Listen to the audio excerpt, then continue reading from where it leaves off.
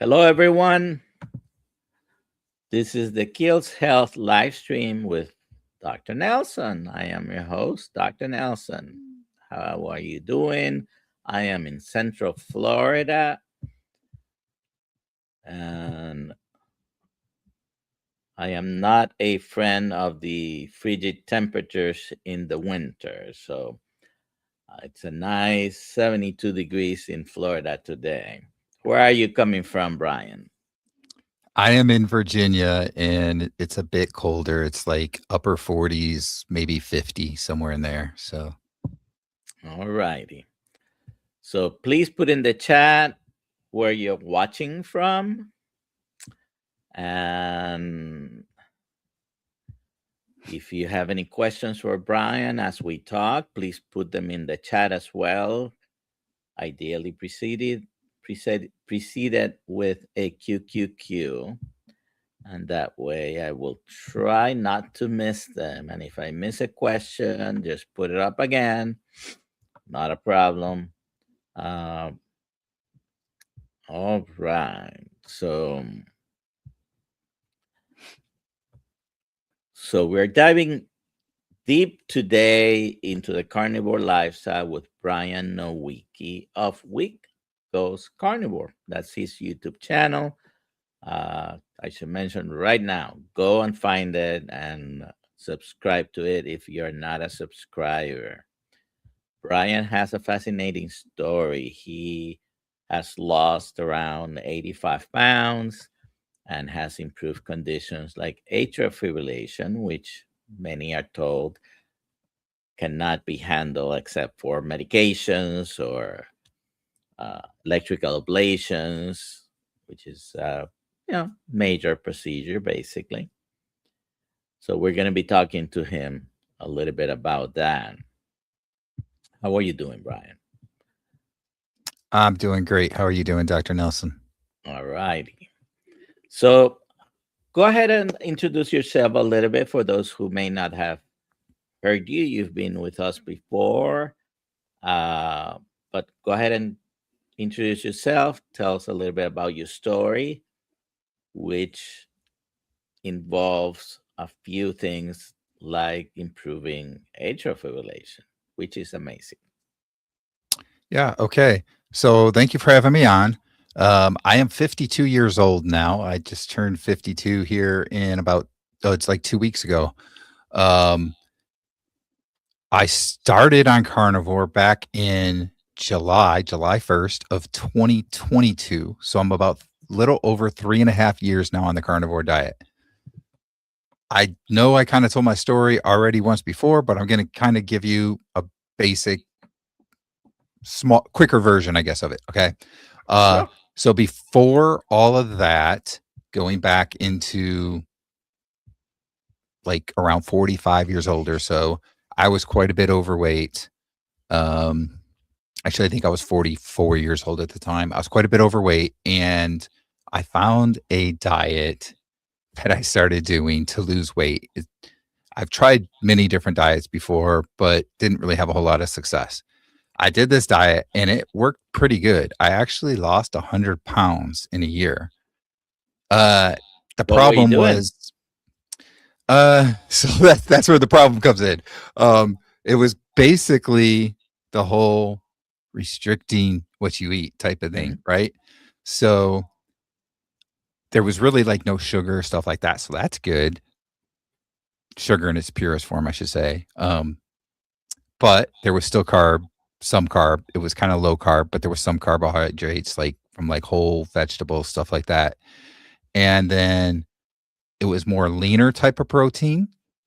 So I wasn't really getting a very good fat content. So as somebody at the time that wasn't very well versed on nutrition, I didn't understand that lean, low fat, and low carbohydrate is a failure for your body nutritionally, right? So I didn't have energy. I lost a lot of energy. I didn't eat much, so my metabolism probably slowed way down, that kind of stuff. But I did lose a lot of weight. But here's the interesting part. I was doing a lot of vegetables and stuff like that, even some fruits, that kind of stuff. And I was in pain a lot. I think I had oxalate dumping issues with eating a lot of baby spinach. I would have, in the place of a breakfast, I would have a shake in the morning that had like 1 to 2 cups of baby spinach in it. And I did that every day. And then there was usually like a lunch that was a very small meal, and then a dinner that was smaller meal as well. So really, I wasn't eating that much. And that is a way you could technically lose weight, but it's the way that I guess most people fail because it's not sustainable long term. And once you go back to eating the way you were before, you're going to gain the weight back. Like, you know, why would you not just gain the weight back if you go back to eating exactly the way you were Of before? And that's course. kind of what I did. That's what I did. So this was probably like around the 2018 time period at this point. I'm starting to gain the weight back. And I had my very first AFib episode. I was diagnosed with AFib. Now, I was diagnosed with, I say if I say this right, paroxysmal, where Paroxysmal atrial fibrillation. paroxysmal, there we go, where basically you go into it and go back out of it on your own. It can be like a couple hours, a day or two, something like that, but you go back Sort out of of it on your own. a stuttering fashion. Yeah. And so that's the type of AFib that I had. Got a cardiologist at that point, and over the next couple of years, he's like, it's just going to get worse. Put me on medication, that kind of stuff, put me on a blood thinner. And of course, at that point, he was right. It was just getting worse. I also gained the rest of the weight back at this point. So that probably didn't help either. And so that takes me into early 2022, and I was just a mess. Like AFib episodes were happening at least 2 to 3 a week. I'd go into it, I'd go out of it, then I'd go back into it again a day or two later, and I go what were back you out of it. feeling at the time? What were the symptoms that you were when you knew, okay, I had my AFib back? Yeah. It was mostly like a little bit of an extra hard beating or fast beating of your heart in your chest and Okay. tiredness. So palpitations, fatigue. Maybe even feeling a little hot too. Okay. Because I can definitely say that there were times I'd start to feel a little hot, and I'd be sitting in a chair and I'd be like, man, I just seem tired. And I'd be like, wait a minute, let me check. And then sure enough, oh yeah, I'm in AFib. So that's what would happen for me. Mhm. Now, obviously, when you're in AFib, you are at a higher risk for stroke because of the potential for, well, first of all, potential for your heart rate getting up too high, but also because I know you can't really see where I'm trying to point, but in your chest, in your heart, there's an area that the blood can pool up, and then that could break off and, cause a stroke. So that's something that is a pretty serious thing, and they put you on a blood thinner and all that stuff. And the interesting thing is all the conversations with the cardiologist, it was never this type of food is bad for you, or the only type of thing ever was drinking alcohol or drinking something that had caffeine. He said could increase the chance of going into an AFib episode because it increases your heart rate, but never said anything about any type of food. Now, of course, now I know if I ever eat some carbohydrates, my heart rate actually goes up. So I don't know why carbohydrates was never thought of at that time, but it wasn't. So the conversation was always, it's just going to continue to get worse. The main thing we could look at was doing it in ablation, where they burn the areas of the heart where the electrical signals are getting mixed up.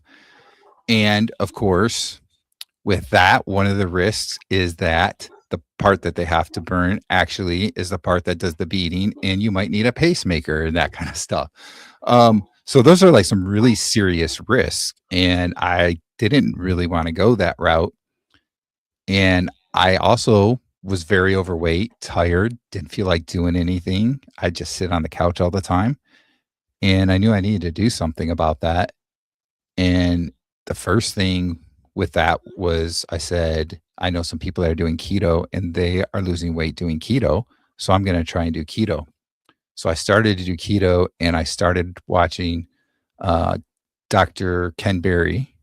And I saw one of his videos where he actually talked about AFib and he talked about, I believe it was the vagus nerve and how that can mess up the signals and how what you eat makes a big difference. You need to stop eating sugar, any type of carbohydrates, that kind of stuff. He started talking more and more about carnivore.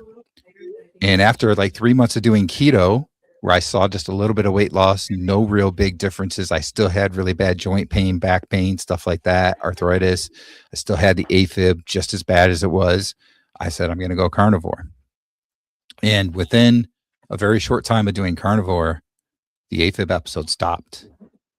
And it's now been over 3.5 years, and I have not had a single AFib episode. After the first year of carnivore, my cardiologist took me off of the medication. He's done different tests. Last year, I guess it was last year, I had a stress test. He did another test this year. I can't remember exactly, some sort of an ultrasound type of test where they measure like the size of your heart and stuff to see if it has gotten any bigger or anything, because that would be a sign that maybe there was still AFib episodes happening that weren't being detected. He had me do a 30-day heart monitor, and there were no AFib episodes tested there. The heart wasn't, getting enlarged or anything. There was no issues there. And then the last thing he just did more recently here was he had me go do a CAC test, and that came back at 0. So he's kind of stumped that I could just reverse it, and he still says it's going to come back. It's just a matter of when, but he has no answer for why I was having so many in a week, and it's now been 3.5 years and I haven't had any. So that's definitely probably the best benefit I have had from going to carnivore, but there's really lots of them. You can probably see just from me talking that I have energy and I'm happy. And before I wasn't, I was sad and I was tired and that kind of stuff. I didn't mention this, but before I started carnivore, I couldn't sleep more than a couple hours at night in bed. And I'd have to get up and go down to the recliner downstairs because my back and my lower back and my hips were so sore that I just couldn't sleep that long. Within probably the first week or two of carnivore, I slept through the entire night. I never have any back pain anymore. Funny story out of this, but not too long ago, like a week or two ago, my wife asked for a back rub. I was giving her a back rub, and she was like, "Tell me exactly where it hurts." And she's like, "Yeah, isn't it like rough where you get these certain areas that just hurt?" And I'm like, "No, I haven't had, my back hasn't hurt in 3.5 years. I don't know." She kind of got mad at me for that, but it's like, she doesn't do carnivore. I do. I don't know what to say, but that's the way that I feel now. Like it's so hard to explain, but to actually be able to feel it, that I couldn't sleep in bed, and now I don't have any of those types of issues. I do push-ups now. Like before carnivore, I could probably only do maybe 1 or 2 push-ups. I can do 50 push-ups right now at one time. Yesterday I did like 120 total push-ups for the day over a couple of sets. And that's something, it's amazing. I'm 52 years old. And when I was 48, when I first started carnivore, I couldn't do any of that stuff. There's no way I could have done that stuff. I didn't want to either. And now I actually want to. So that's kind of the story in a nutshell. Thank you. So multiple things. Most of them, if you go and ask most doctors, they will tell you, well, diet won't change that. Or what you eat or what you don't eat is not going to change that, right? So unfortunately, a lot of the times we're wrong. Now, let me explain a little bit about atrial fibrillation for those that don't know what that means. Obviously, it is a disturbance of the electrical pathways in the heart. Okay. And we have four chambers in our heart. The top of the heart is the atrium, and we have a left and a right side at one. And then we have the ventricles, which are the lower part of the heart, and we have a left and a right side at once. So blood flows through the right atrium, goes to the right ventricle, goes to the lungs, comes back to the left atrium, goes to the ventricle, goes out the aorta. There's a bunch of valves among these things, to be specific, for valves. And we have coronary arteries around the heart for supply, but we have an electrical system, and it's supposed to. We have a natural pacemaker somewhere at the top of the heart that stimulates the electrical system, and it goes down the heart. With atrial fibrillation, this gets disorganized. Sometimes you develop, which is most of the cases, develop multiple centers of stimulation. So it becomes disorganized. Now you're having stimuli from everywhere, and the top chambers are not contracting like they should. They become very, very disorganized. And the blood pools in the atrium. And whenever you have blood for just a few seconds, you can start developing blood clots when it's pooling. That's where the risk is, because if you develop a clot and a piece of it dislodges and goes into your brain, you get a stroke, because the arteries coming out of the heart are bigger, so it's not going to get stuck in there. It's going to get stuck in the very small arteries of your brain. So when they do an ablation, they go in and they burn some of that electrical system, and sometimes the end result, you overdo it, and you mentioned you might need a pacemaker, right? Because now you don't have any stimuli. Sometimes they do burn enough to stop the other centers and restore good function. So sometimes the ablations do work.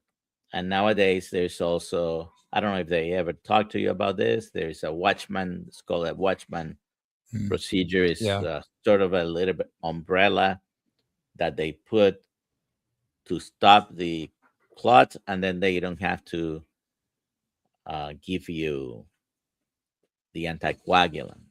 Were you did you say you didn't take the anticoagulants, or were you on the anticoagulants for a while? I was on Eliquis, blood thinner, and metoprolol. And the metoprolol controls the rate, which is very important, because otherwise you can develop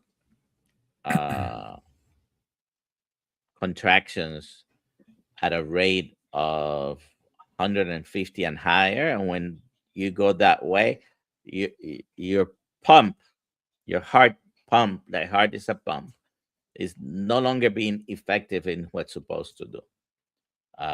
So you can end up in a complete cardiac arrest if that goes for a while.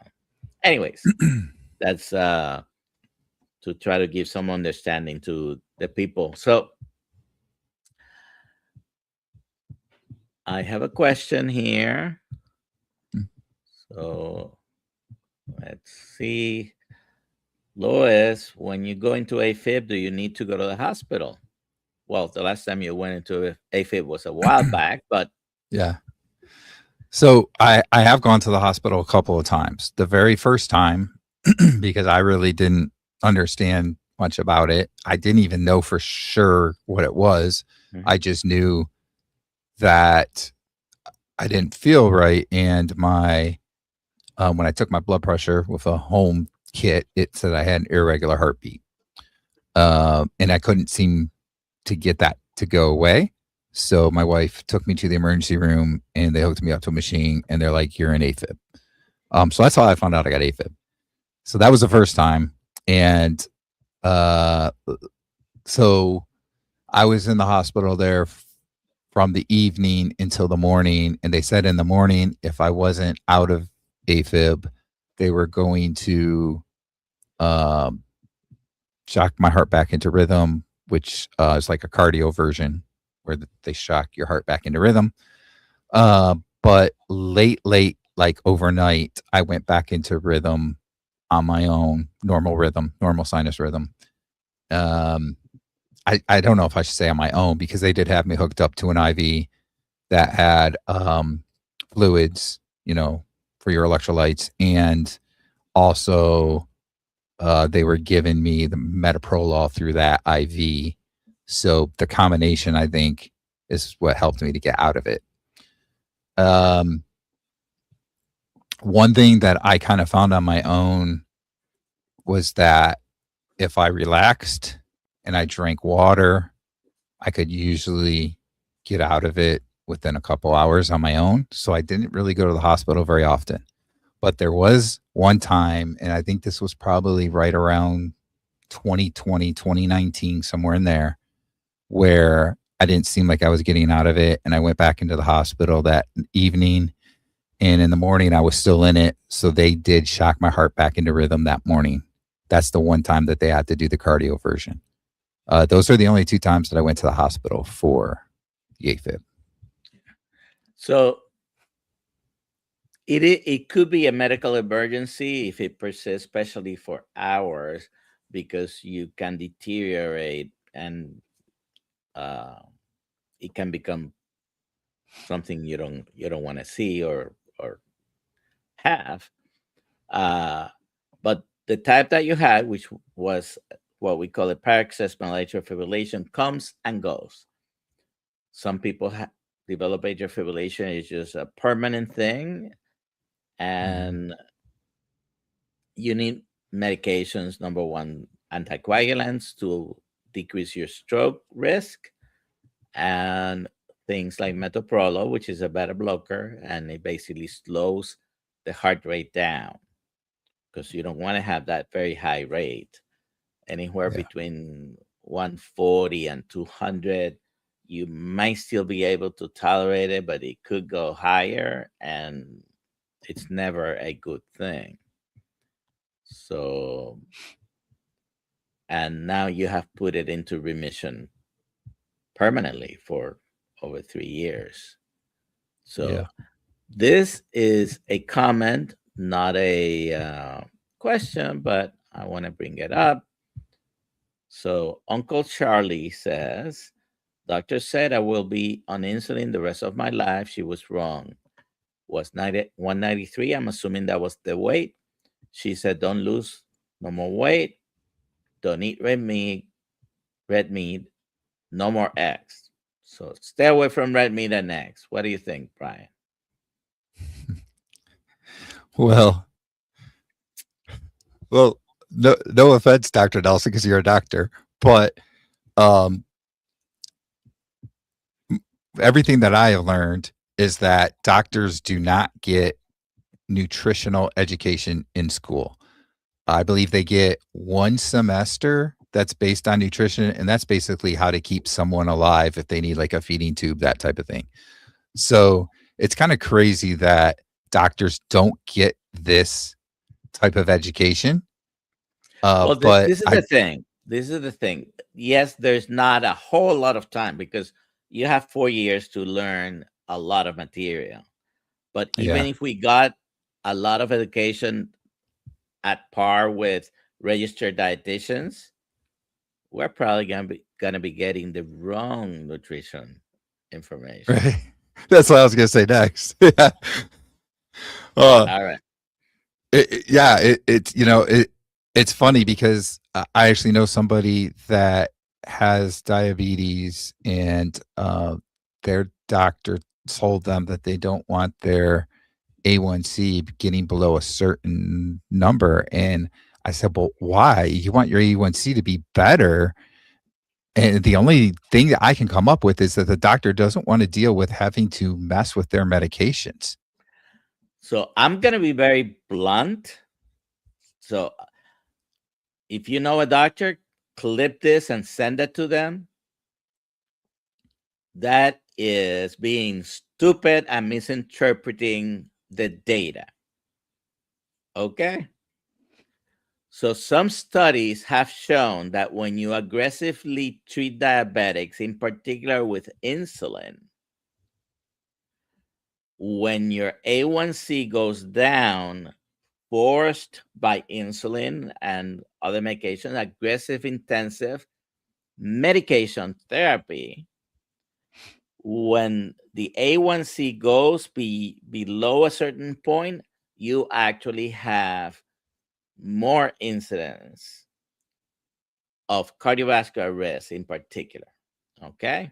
So outcomes are worse. What was the key here? Intensive medication treatment, in particular, insulin. Okay? There is no data that shows that if you get your A1C down to, let's say, 5.4, that you will have an increased risk of complications. If you do it with a very low carbohydrate diet or a carnivore diet, you will reverse diabetes and you will not have those increased risks. So I have heard that before. Fortunately for them, it hasn't been in my presence that they said something like that. It's from patients like or other people that have heard the doctor say something like that. That doctor is misinterpreting completely the information. Okay? And doctors are smart, and doctors listen, if I'm having a heart attack, I want to go to the emergency room and have a good doctor try to save my life. Okay? But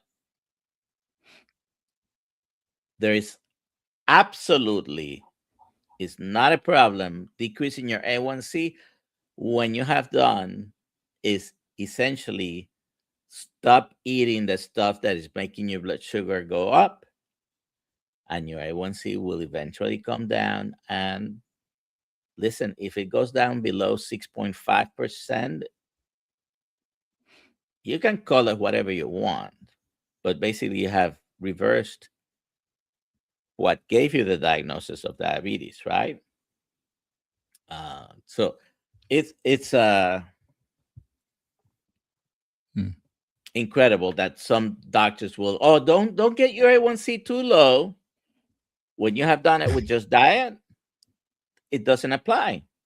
It does not apply. Anyways,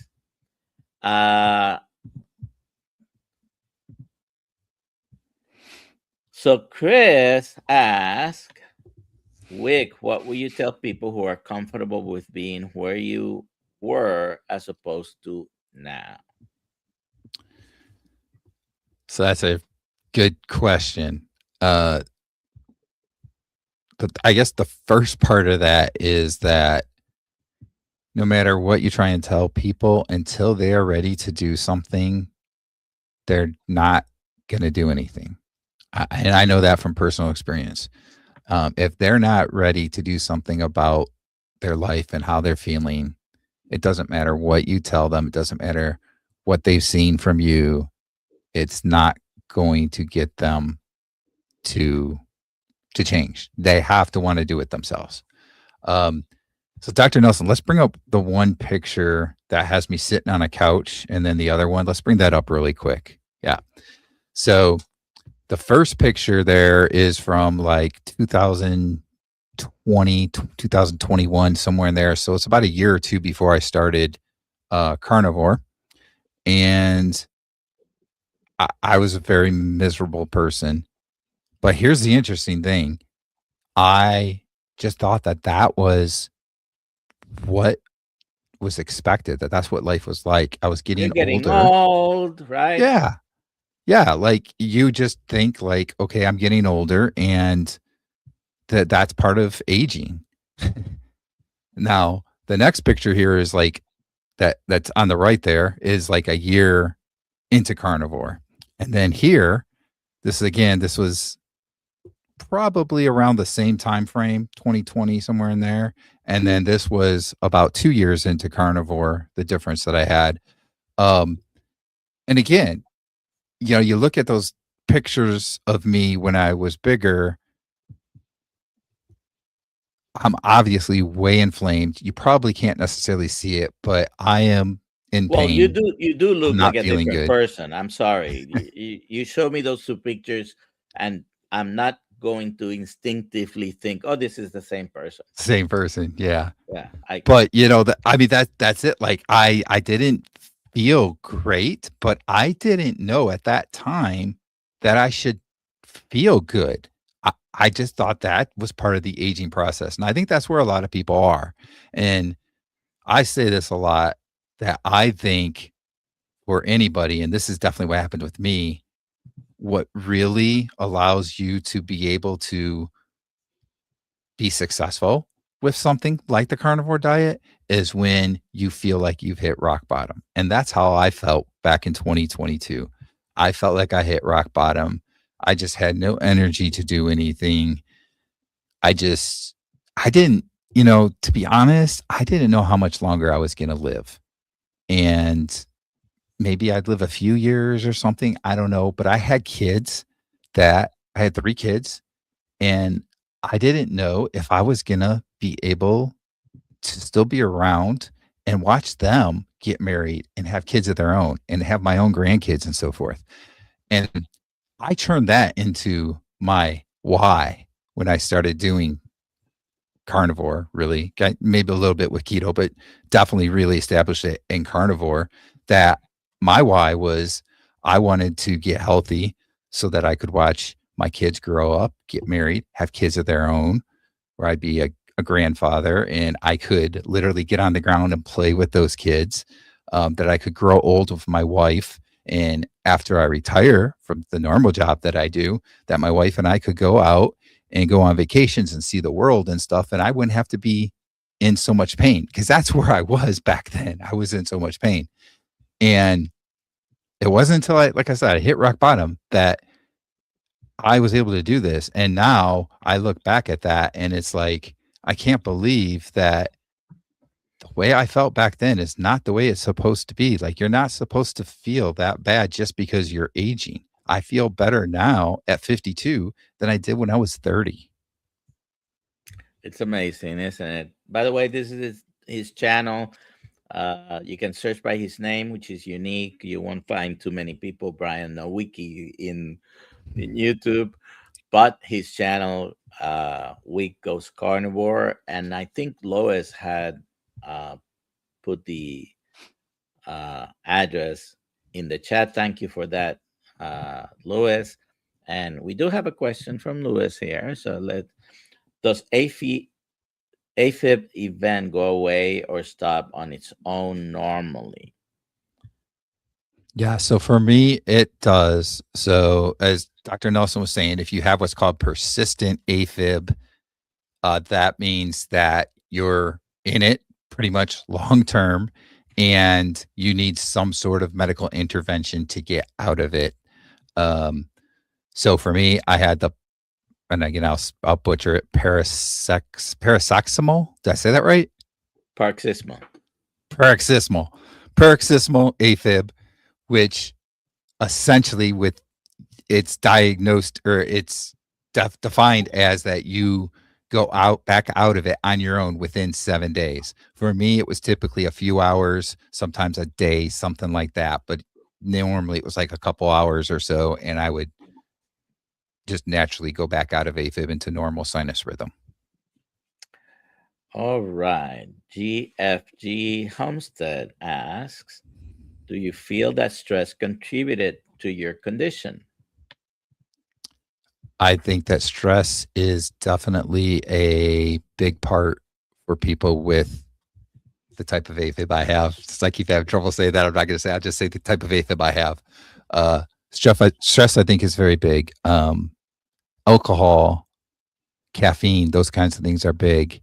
And then just carbohydrate intake, electrolyte imbalance. If you, let's say your sodium or your magnesium or potassium is off, sometimes you notice you have some skipped heartbeats, which is technically a faster heartbeat for like, 2 heartbeats, whatever. Or you just notice an increase in your heart rate. If you notice those types of things, those are all things that can put you into an AFib episode. So I think all those things definitely can contribute, and stress definitely raises your heart rate. If you feel really stressed out, check your blood pressure. Your blood pressure might be higher than normal, and your heart rate's usually up. So yes, I believe stress definitely plays a role there. All right. So I have a question here. I'm going to ask you. I did ask you backstage. I'm going to put you on the spot. Who was the most inspiring person you've interviewed on your channel? Because you also do a lot of interviews in your channel. Yeah, I'd say that the most inspiring person I interviewed is Shaun White, intentional carnivore. This was back a couple years ago when Shaun had lost a lot of weight really quickly. He got rid of diabetes, all that kind of stuff. I mean, he had, I can't remember the exact amount, but it was over 100 pounds. Wasn't it like 150 pounds or something like that? It was a lot. It was a lot. Yeah. And interviewing him, I actually did an interview was so long that I broke it up into 3 video segments. And each video segment was about 40 minutes, a half hour to 40 minutes long. That's how long the interview was, because it was just easy to talk to him. And he just sounded like, in his voice, it was just so inspiring to hear him and to hear his story and how he did it.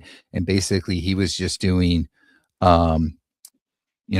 beef, butter, bacon, and eggs, I believe is what he was doing. And that's all he did to eat. And he lost, a ton of weight. And again, his voice, just how he came across as just a regular person like any of us. He didn't sound scripted. It sounded like it was coming from his heart and everything. And that was just so inspiring. So I'd say he is probably the most inspiring interview I have done on my channel. All right. Thank you. You did mention another name. What was it? Dave Mack. Dave Mack. So his channel, I believe, is called Zero Carb Life or something like that, or Zero Carb. But he's Dave Mack. You probably all know him. He's the one that interviews like everybody, right? I think he's done over 1,000. Is he over 2,000 interviews now? I think he might be close to 1,500 right now. 1,500. Okay. Different people. And yeah, I'm one of those 1,500. You are as well, right? I think I've been on there 3 times. Okay. So yeah. But so here's the thing with Dave. When I first started carnivore, I started out like I was watching Dr. Berry, right? And then I found some other people like Dr. Baker, just some of the different doctors and so forth. And he had just started doing his channel, and it was kind of my first experience as somebody that was saying, hey, I'm doing carnivore type thing, right? And this is like benefits I'm seeing. And he was kind of maybe a couple months ahead of me in terms of where he was at on his carnivore journey. So to me, that was very intriguing. And I got really inspired from him. And if there is like a carnivore idol for me, it would be Dave Mack. So I've always looked up to him, and I've always watched his channel. I love his interviews, and that he brings in so many different people that, somebody out there has an experience that's going to be similar to one of those interviews, and they're going to watch that, and it's going to help them. And then the other thing is he'll do other videos that aren't necessarily interviews, where He just makes a lot of sense. Brings up some really good points, and I really love his channel. So going back before you started, what was that light bulb moment or health scare that made you realize the standard diet was no longer an option for you? Uh, so I don't. I've never really fully talked about this, and I don't want to talk completely because there's a personal thing to this. But I will say something happened. Um, something happened in my life where it it really affected me and made me really sad. And for a few months, I was just really, really sad. And I knew that I couldn't keep going that way. Um, and I don't know that I can say outside of that that there's really that one particular thing. Like I mentioned, like I felt that I wasn't sure I was going to be able to watch my kids grow up, and that was a big thing. This might sound stupid, but sometimes I'd go to bed and I would say to myself, I'm going to live a long life and watch my kids grow up and have a long life of their own. And um, I would say that because I was afraid that I wasn't going to. And I guess all those things just kind of added up. And I just knew that I had to do something. I can't necessarily pinpoint and say, like, this one great thing was the thing, you know? Well, sounds like And yeah. that was the thing. All right. So you went carnivore. Did you have any keto flu, carnivore flu? Did you have any struggles at the beginning?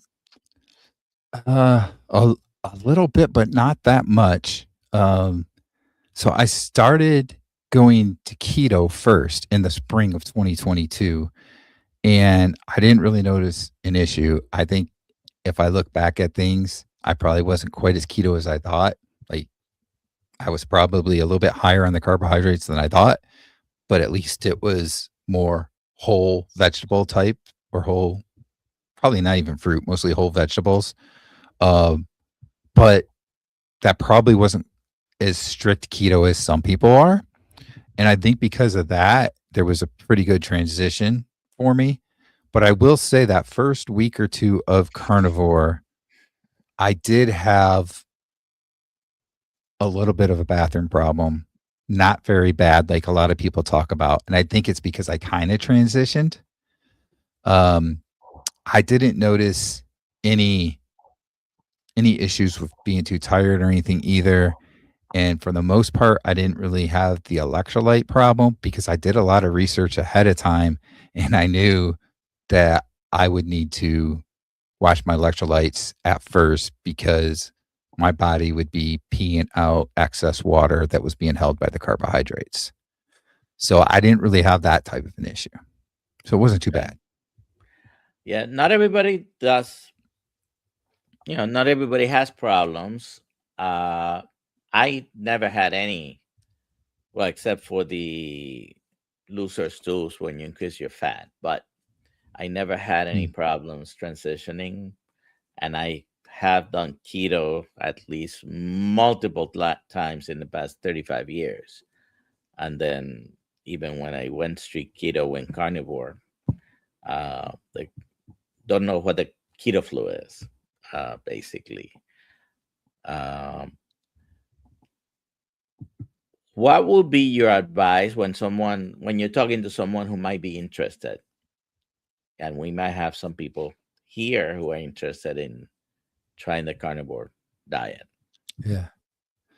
So I think, first of all, now that there are new US dietary guidelines, it it makes things a little bit easier because we can actually say, well, if you look at those U.S. dietary guidelines, you see like a ribeye steak way up at the top. You see Hmm. eggs, you see full fat dairy, that kind of stuff. If you read the descriptions on stuff, they're talking about the full fat dairy, they're talking about meat, eggs. Um, to basically say not to be so concerned about saturated fat. I think they talk about fermented foods a little bit, that kind of stuff. And they say that you need to cut out as much as possible the added sugars.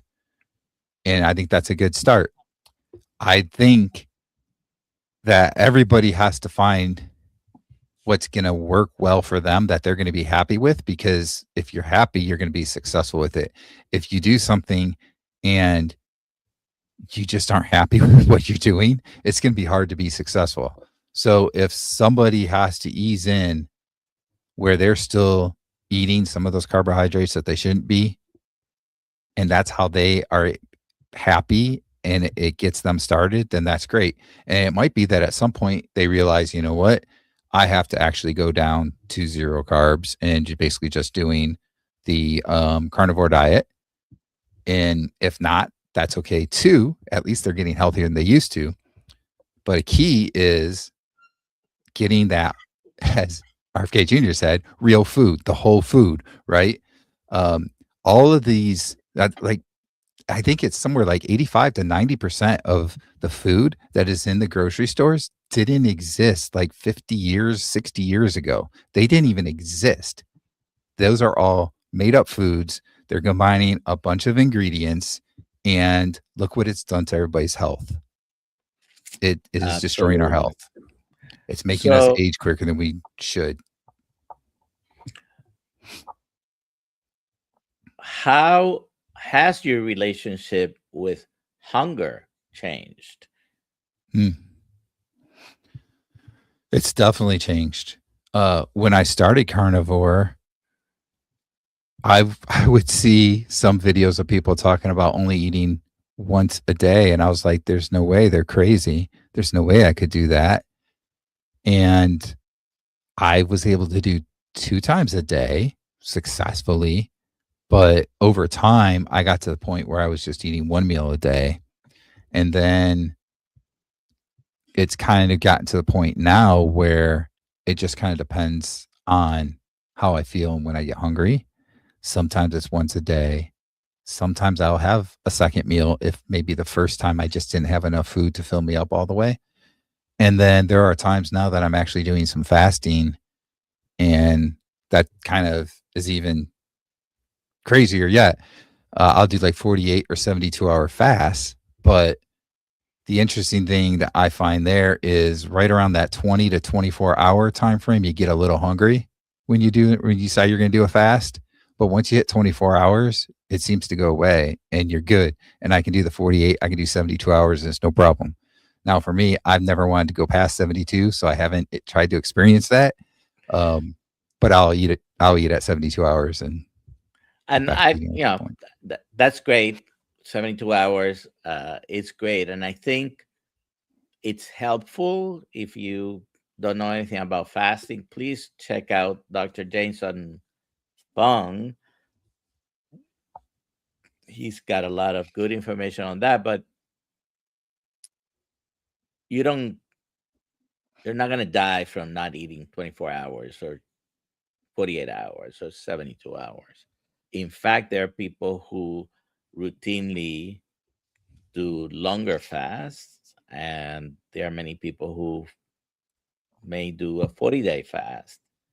And we just had a member of the Kiltz tribe finish a couple of days ago her 40-day fast, and she's been doing it every year for a bunch of years. Okay. Uh, I had decided to fast on Monday, yesterday, and my last meal had been dinner on Sunday. But then late in the day yesterday, I was getting a little bit hungry. It was 24 hours. So I had some picanha steaks, Mm. but I have done certainly a little bit longer fast. My longest was 22 days. Everybody doesn't need to Uh, do either 10, 2 weeks, or, you may want to do it for several reasons. Uh, but I think if you throw in a regular fast, of, at least one day every week, or maybe every month, 3 to 5 days, or seven, on some sort of regular schedule, I think it's very helpful for multiple reasons. hmm, yeah, I agree. So, how do you handle social situations? What do families say? What did they say before? I'm sure they're used to now, but what did they say before? Uh, friends, family, friends, extended family, or even any other social situation, like you may have a work function or something like that. How do you handle those situations, and what do they say?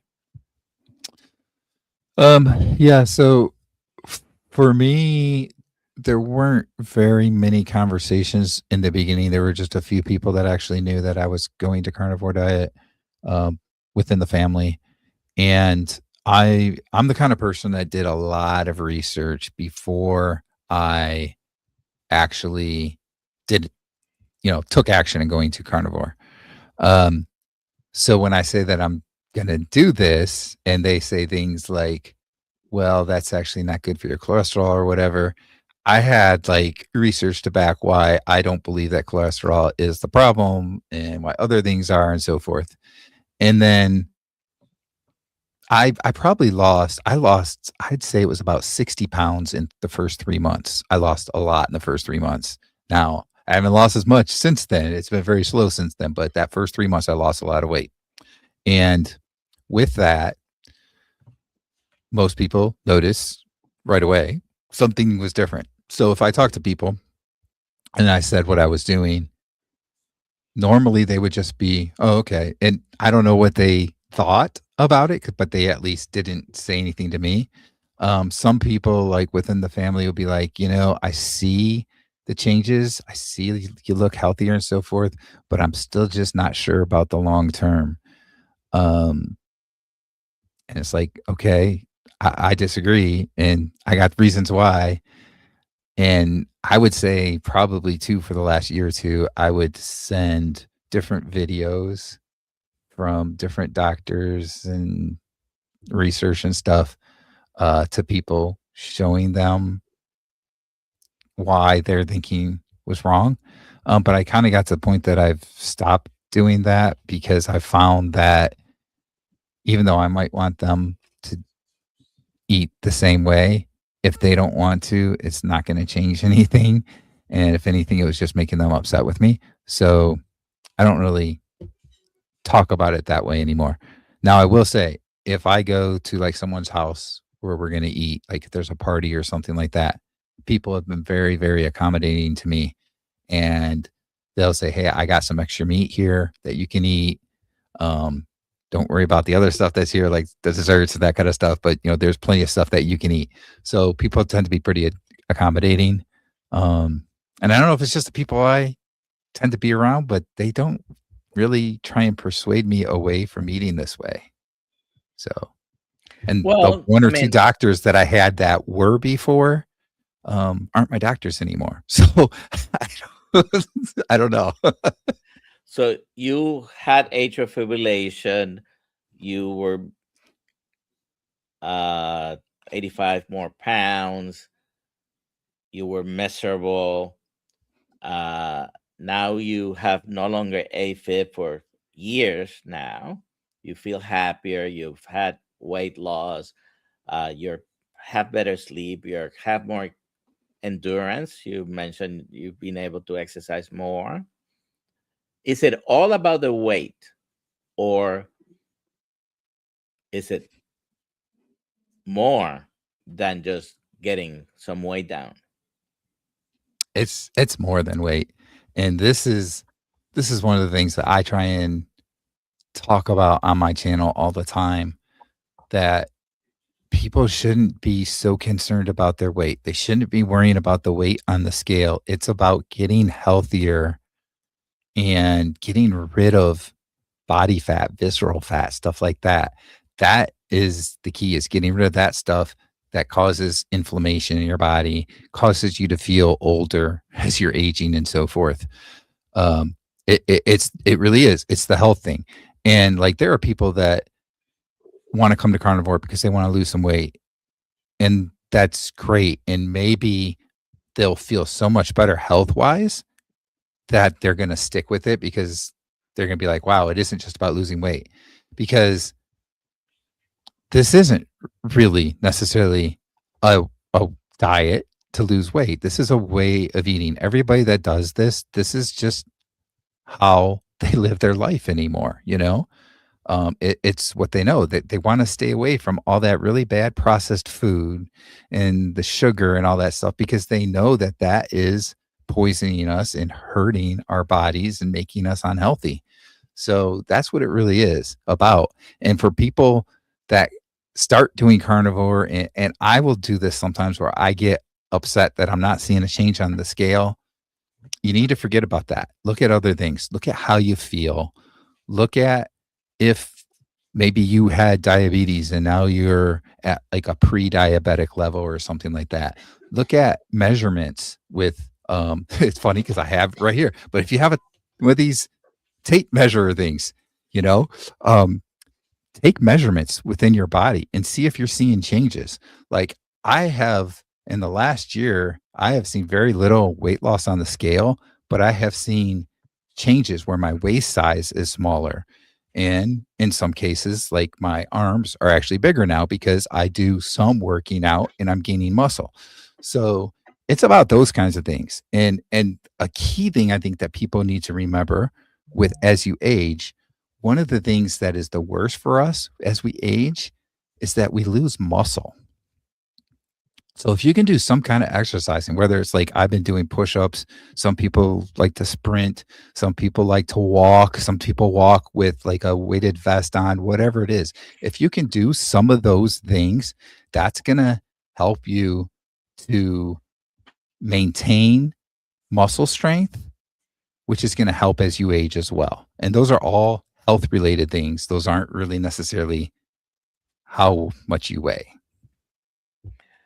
So we have a question from Carnivore Jerry, and Jerry is the one who did the 40 days that ended.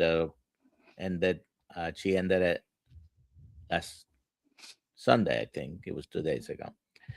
And she asked, "Will you ever do a dry fast with?" So I never have. I've always drank water when I was fasting. Um, I don't know if I would. I mean, right now I don't have a desire to do it. I can't say that I never would though, but if I did, I'd probably make sure that I had medical supervision. So if I knew somebody medically, like a nurse or somebody like that, that I could check in with, especially if I'm talking like we're talking doing like a 5, 7 day type of dry fast. Um, I would want to make sure that everything was right medically, that I wasn't, because some people actually have a hard time with doing that. They can't do that. Their body starts shutting down. So All right. This is a comment, not a question, but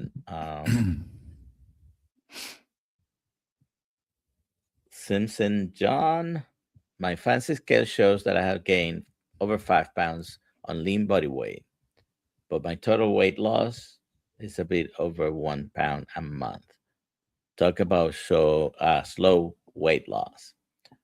Well, like we're talking, it's not all about the weight loss because many people, when they, so the carnivore diet has two parts: what you eat and what you don't eat, right? And they're both important, I think. If you're eliminating a lot of stuff that's making you sick, you're going to be feeling better.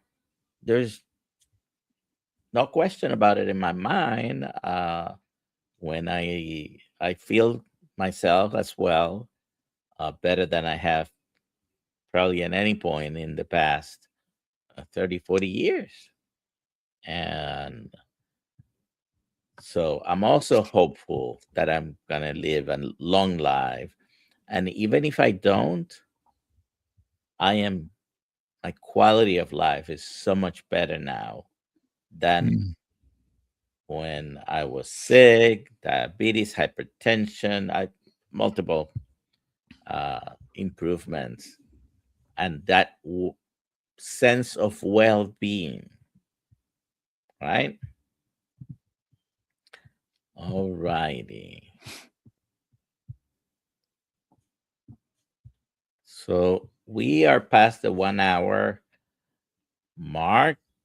Uh, if someone wants to get in touch with you, of course, would this be the best place to go to your channel, subscribe? Yep, they can do that. I think they should be able to find my email address on there as well if they want to email me. And I'm pretty good about getting back to people. Or I'm on Facebook too. It's just Brian Nowicki. And I always post about like carnivore related stuff and health related stuff. So probably easy to find that Brian Nowicki. So All right. Well, thank you very much for being here with us. You all have a great day. Those that are members of the Kiltz Mighty Tribe, we're gonna be here at 5:30 again. So in an hour and a half, not here. We're gonna be in a Zoom meeting with the community. If you want to be a member of the Kiltz Mighty Tribe, it's free. Search for Kiltz Mighty Tribe. Go to the description of the video where you're watching. The address should be there. Become a member. It is free, and at the we have either 2 or 3 Zoom calls every week, and we'll be there tonight at 5:30. So in an hour and a half. Again, thank you, Brian. Do you have any last words? well, again, thank you for having me on the live stream today. And, in terms of last words, I would just say um, for anybody that's watching this and is struggling, let's say you're trying carnivore and you're struggling with it.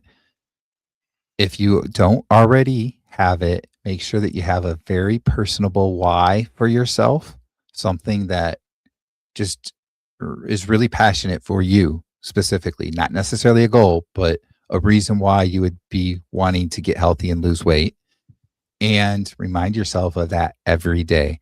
And it might sound stupid and you might want to do it when nobody else is around, like right before going to bed or right when you wake up, but literally say it out loud and remind yourself of it every day. It's going to become part of your conscience and it's going to help you to get past those struggles and have success with the carnivore diet. Well, thank you again, Brian. Everybody, you have a good day, and I'll see you, some of you at least, in an hour and a half. Bye bye. Bye. Eat meat.